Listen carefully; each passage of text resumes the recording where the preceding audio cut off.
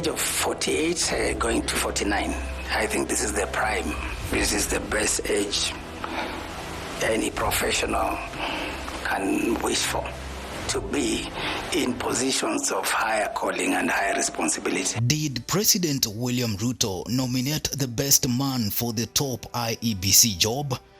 Part of the broad-based government, a coalition involving Raila Odinga's Orange Democratic Movement and President William Ruto's United Democratic Alliance, reportedly lacked confidence in Charles Nyachai, a former judge and ally of Ruto. Conversely, Ruto's faction was skeptical of Anne Amadi, former chief registrar of the judiciary, despite a TIFA poll allegedly labeling her the people's favorite for the IEBC role. This mutual distrust underscores the polarized nature of Kenyan politics, where appointments to key institutions like the IEBC are heavily contested due to their influence over electoral processes. A TIFA poll reportedly showed 41% support for Amadi and 23% for Nyachai among Kenyans, indicating public preference but not necessarily political consensus. However, both candidates faced scrutiny, Nyachai for his ties to Ruto and Amadi for past controversies, including unverified allegations of involvement in gold scams. Ultimately, neither Nyachai nor Amadi was selected. The IEBC chairperson position went to a less prominent candidate, described as a Turkana, with multiple advanced degrees, suggesting compromise to navigate the political impasse. This outcome reflects the delicate balance of power and regional considerations in Kenyan politics, where trust issues and strategic maneuvering often shape institutional appointments. Some Kenyans think President William Ruto has already orchestrated his win of the 2027 election for a second term. The unsettling reality of this happening seems to be dawning on some Kenyans who read total mischief in the new IEBC commissioners team appointed by the president. Tyrant William Ruto's games. Erastus Edung Ethekon is Nanok's cousin. Nanok is Ruto's PA.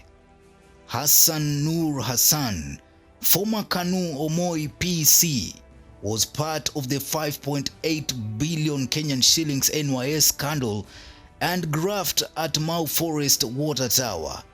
Noor is married to Junet's sister, Mchezo wa Sugoi and Bondo.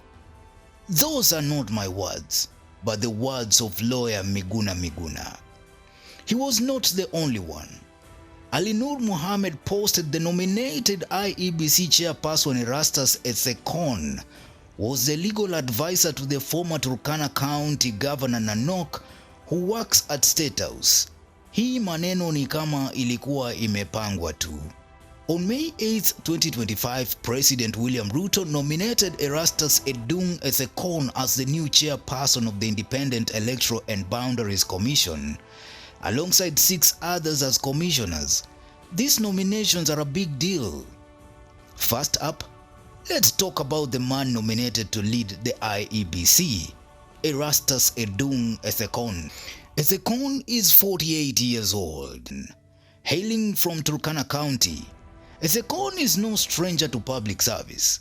He has served as the Turkana County Attorney, showcasing his legal expertise.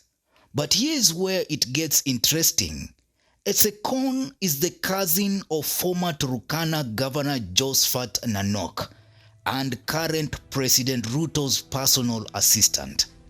This family tie has sparked conversations about political alignments. But Ethekon's nomination also highlights Turkana's growing influence in national politics. Approved, he steers the IEBC through the critical 2027 and 2032 general elections. Ethekon isn't alone in this nomination. President Ruto has also put forward 6 names to serve as IEBC commissioners. They are Ann Njeri Nderitu, Moses Alutala Mukhwana, Mary Karen Sorobit, Hassan Noor Hassan, Francis Odhiambo Aduol, and Fahima Arafat Abdallah. These names were carefully selected by the IEBC selection panel chaired by Dr. Nelson Makanda after interviewing 106 candidates.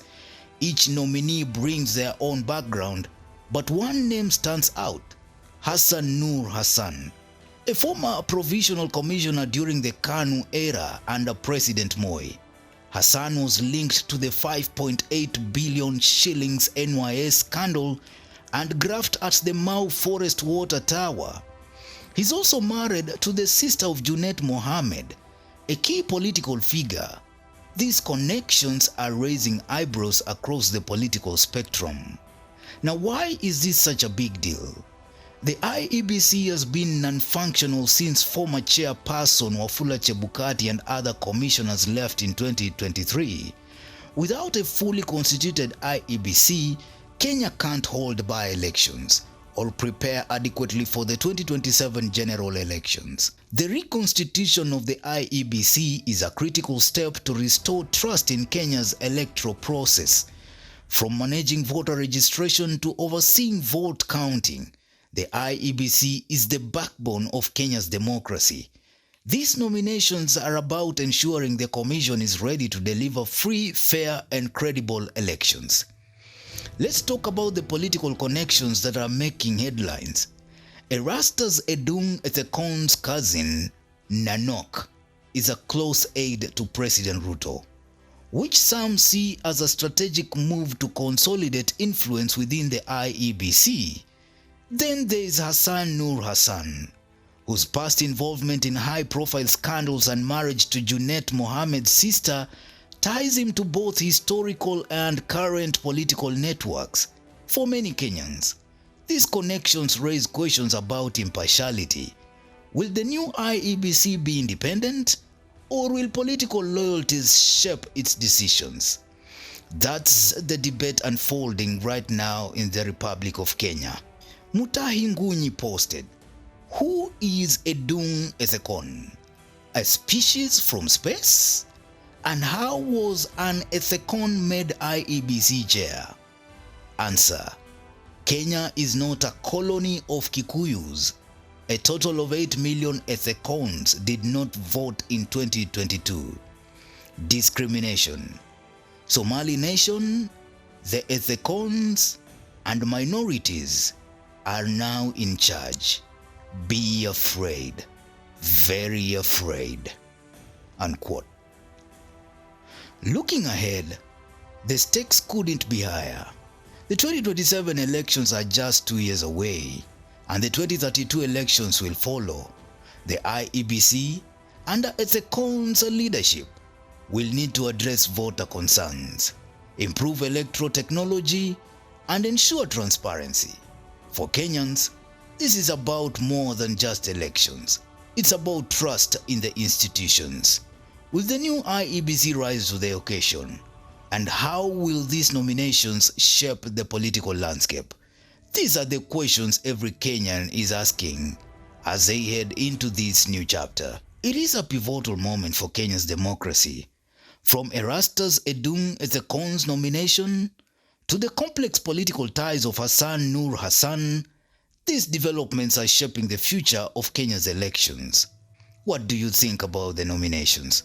Drop your thoughts. Newsroom, Maisha TV, Bushabi Jr.